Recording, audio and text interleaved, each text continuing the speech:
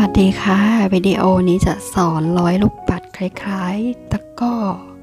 แต่จะเป็นอีกทรงหนึ่งค่ะทรงกลมนั้นได้สอนไปแล้วนะคะเดี๋ยวจะมีลิงก์แปะไว้ใต้คลิปให้นะคะเป็นแบบวงกลมแบบนี้ค่ะแต่วิดีโอนี้จะสอนลายนี้นะคะ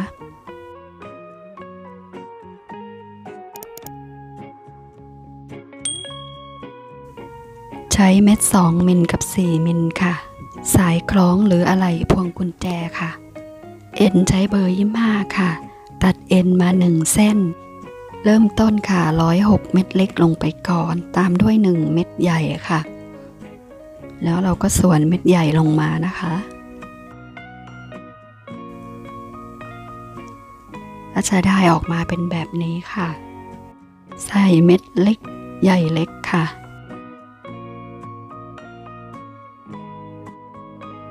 แล้วก็ส่วนเม็ดเล็กลงมาค่ะ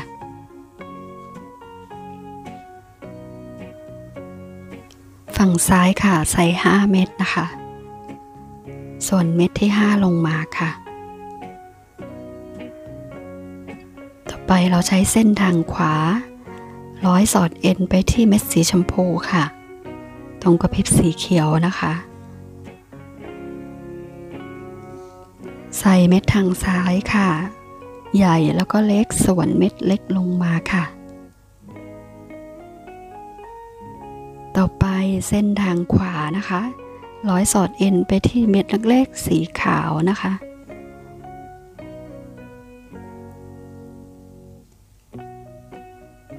ใส่ทางซ้าย4เม็ดค่ะส่วนเม็ดที่4ลงมาค่ะ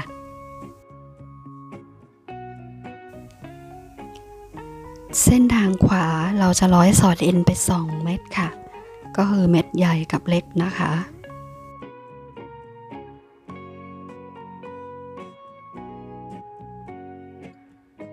ต่อไปเส้นทางซ้ายใส่ใหญ่เล็กใหญ่ค่ะส่วนเม็ดใหญ่ลงมาค่ะเมื่อส่วนลงมาฝั่งขวาค่ะร้อยสอดเอ็นไป1เม็ดเม็ดเล็กๆที่อยู่ด้านข้างนะคะต่อไปฝั่งซ้ายใส่เม็ดส่วนลงมาค่ะใส่กี่เม็ดใส่ไซส์อะไรบ้างเราใส่ให้ตรงตามวิดีโอค่ะเมื่อส่วนลงมาฝั่งขวาร้อยสอดเอ็น1เม็ดทุกครั้งนะคะฝั่งซ้ายก็ใส่เม็ดเหมือนเดิมค่ะ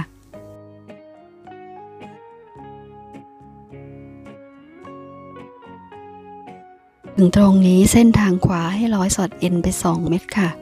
คือเม็ดสีขาว1แล้วก็เม็ดใหญ่1นะคะ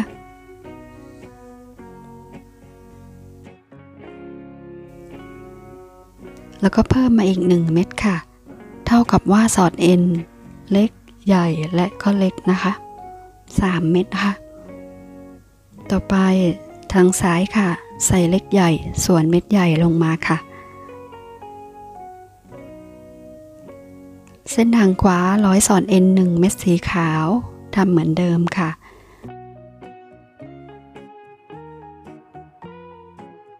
ฝั่งซ้ายใส่เม็ดค่ะแล้วก็ส่วนลงมาค่ะถึงตรงนี้เราจะร้อยสอดเอ็น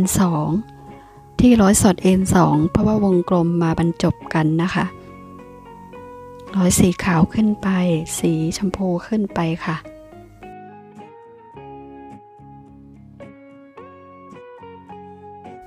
เราจะใส่เม็ดทางซ้ายทุกครั้งนะคะเล็กใหญ่เล็กส่วนเม็ดเล็กลงมาค่ะเส้นทางซ้ายจะทำหน้าที่ใส่เม็ดเส้นทางขวาทำหน้าที่สอดเอ็นค่ะเราลงมาแถวใหม่แล้วนะคะตรงนี้ให้สอดเอ็น2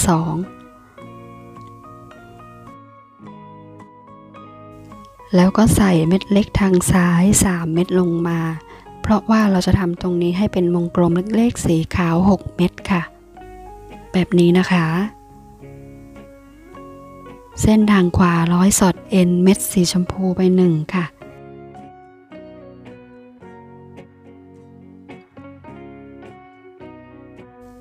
ซ้ายใส่ใหญ่เล็กใหญ่เล็กนะคะแล้วก็ส่วนเม็ดเล็กลงมาค่ะ จำได้ไหมคะตรงนี้ร้อยสอดเอ็นมา2เราจะทำให้เป็นวงกลม6เม็ดสีขาววงกลม6เล็กๆค่ะ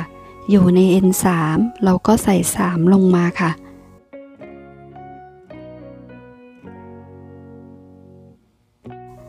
ก็จะกลายเป็นวงกลม6นะคะ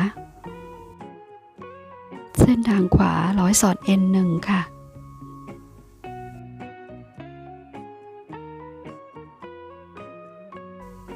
ซ้ายให้ใส่ใหญ่เล็กใหญ่เล็กส่วนลงมาค่ะตรงนี้ให้ร้อยสอด N ไป3นะคะ1ค่ะ2 3ค่ะแล้วก็ใส่ทางซ้าย2เม็ดส่วนลงมาให้เป็นวงกลม6ค่ะ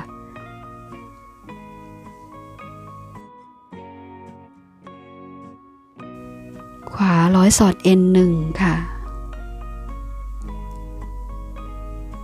ฝั่งซ้ายใส่ใหญ่เล็กใหญ่เล็กนะคะส่วนลงมาค่ะขวาร้อยสอด N2 ตรงนี้เราก็จะทำวงกลม6เหมือนกันค่ะจำได้นะคะอยู่ใน N3 เราอยากได้วงกลม6ให้ใส่3เม็ดส่วนลงมาค่ะ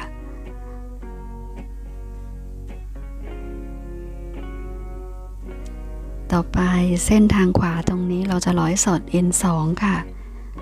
100เม็ดใหญ่ไป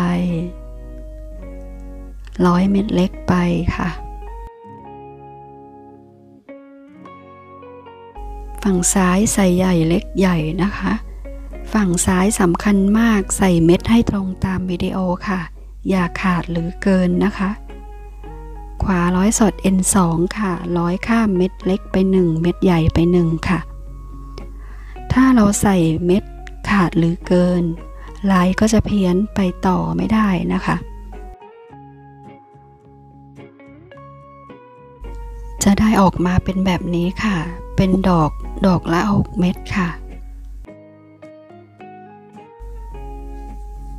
ต่อไปเราจะทำเป็นดอกละ5ให้ใส่เล็กใหญ่เล็กฝั่งซ้ายนะคะส่วนเม็ดเล็กลงมาค่ะ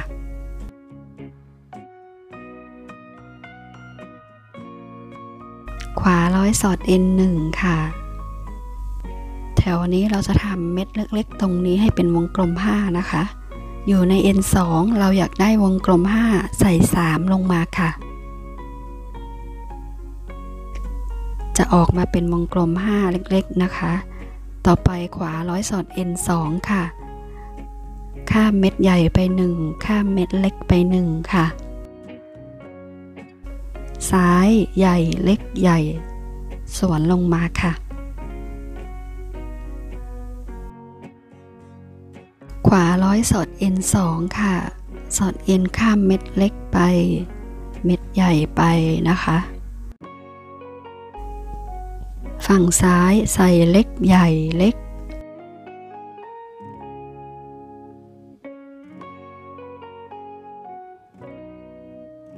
ตรงนี้ก็จะทำเป็นวงกลม5เหมือนเดิมค่ะถึงตรงนี้เส้นทางขวาเราจะร้อยสอด N ไป3ค่ะร้อยข้ามเม็ดใหญ่ไป1ค่ะข้ามเม็ดเล็กไป1และก็ขึ้นเม็ดใหญ่มาอีก1ค่ะซ้ายใส่แค่ใหญ่กับเล็กนะคะตรงนี้ขวาร้อยสอด N1 แล้วก็ใส่3เม็ดส่วนลงมาทำให้เกิดเป็นวงกลม5ค่ะ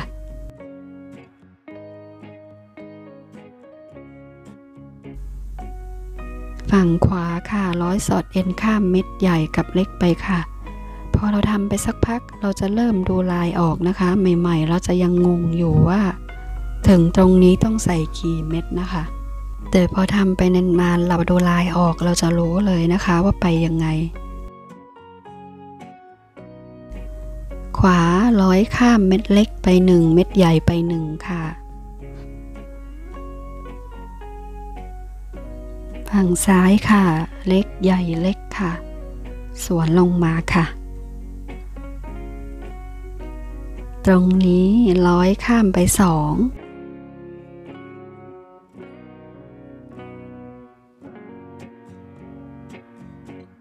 แล้วก็ใส่แค่2นะคะเพราะอยู่ใน N3 แล้ว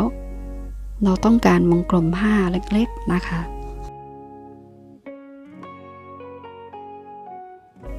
ขวาร้อยข้ามเม็ดใหญ่ไป1เม็ดเล็กไป1ค่ะ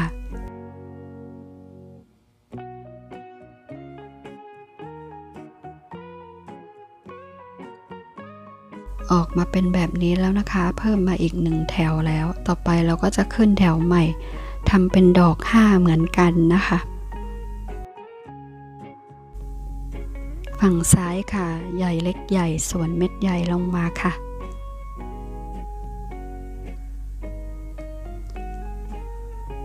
ขวาร้อยสอดเอ็นไป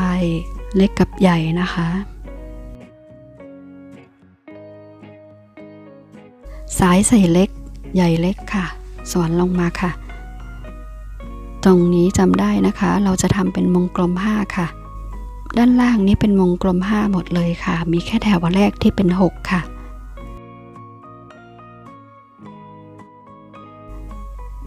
อยู่ใน N3 อยากได้วงกลม5ใส่2ลงมาค่ะ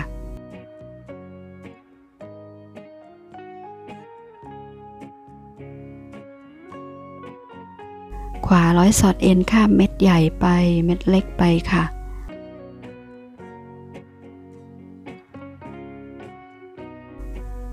ซ้ายใส่ใหญ่เล็กใหญ่ค่ะทำช่วงแรกเราอาจจะไม่รู้ว่าต้องสอดเอ็นกี่เม็ดต้องใส่กี่เม็ดเพราะเรายังอ่านลายไม่ออกนะคะแต่ทำไปนานๆเราจะรู้เลยค่ะว่าต้องทำยังไงขวาร้อยสอดเอ็นเล็กใหญ่เล็กไปแล้วก็ซ้ายใส่เล็กใหญ่สวนลงมาค่ะ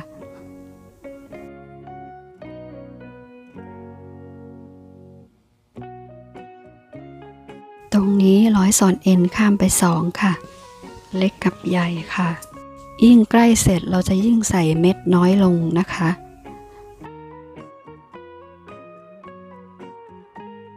ใส่แค่เล็กใหญ่เล็กสวนลงมาค่ะ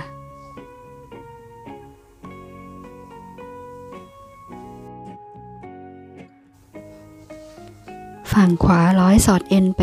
2อยู่ใน N3 ใส่แค่2เม็ดสวนลงมาให้เกิดเป็นวงกลม5ค่ะเส้นทางขวาค่ะร้อยสอดเอ็นข้ามไป3ค่ะตรงนี้ข้ามเม็ดใหญ่เล็กใหญ่ไปค่ะ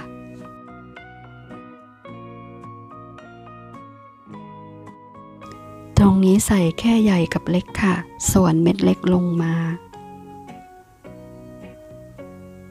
มุมนี้ทำเหมือนเดิมค่ะทำให้เกิดเป็นวงกลม5ค่ะ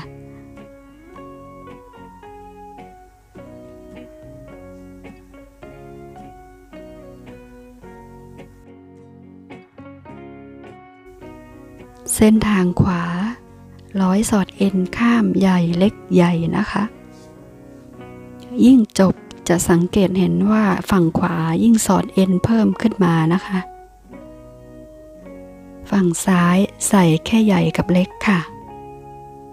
ส่วนเม็ดเล็กลงมาตรงนี้ก็ทำให้เป็นวงกลม5เหมือนเดิมค่ะ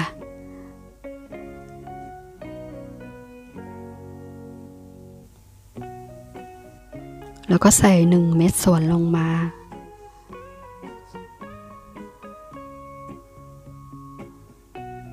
เส้นทางขวาให้เราร้อยสอดเอ็นเป็นวงกลมไม่ให้มาเจอกับเอ็นเส้นทางซ้ายนะคะ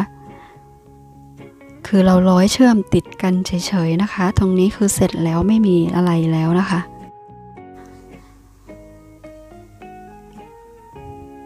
อีกเส้นหนึ่งร้อยกลับไปค่ะให้เราดึงให้แน่นๆนะคะเอ็นทั้ง2เส้นให้เราร้อยเก็บเอ็นให้เรียบร้อยค่ะอันนี้คือเสร็จแล้วค่ะ